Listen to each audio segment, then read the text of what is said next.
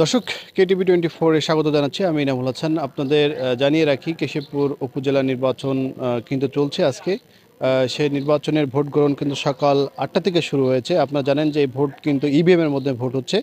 সাধারণত ভোটারদের যে উপস্থিতি সম্পূর্ণ কিন্তু অনেক কম আমরা উপস্থিতি দেখতে পাচ্ছি। উপস্থিতির সংখ্যা কিন্তু অনেকই কম, কারণ আপনারা জানেন যে সাগরের MM ইনস্টিটিউট যে কেন্দ্র রয়েছে, কেন্দ্র ২৬৪৩ জন ভোটার রয়েছে, যার মধ্যে পুরুষ রয়েছে ১৩৪৯ জন এবং মহিলা রয়েছে ১২৯৪ জন। যার মধ্যে কিন্তু এখন পর্যন্ত ২ ঘন্টায় যে ভোটারের কাউন্টার হয়েছে সেটা হচ্ছে ১০৯টা ভোট কিন্তু কাউন্ট হয়েছে ২ ঘন্টায়।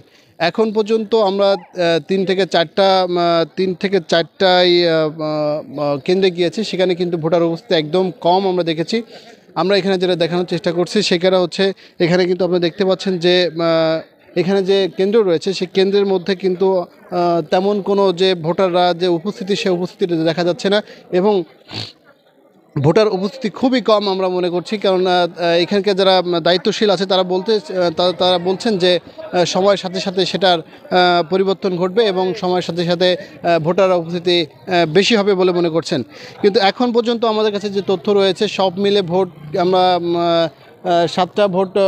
7টা ভোট কেন্দ্র ঘুরে এসেছি। সেই 7টা ভোট কেন্দ্রেই কিন্তু ওরকম ১৫০ আর আমরা বর্তমান যে কেন্দ্রে রয়েছি এখন সাগরের MM ইনস্টিটিউট, সেই কেন্দ্রে কিন্তু 2 ঘন্টায় ১০৯টা ভোট পড়েছে।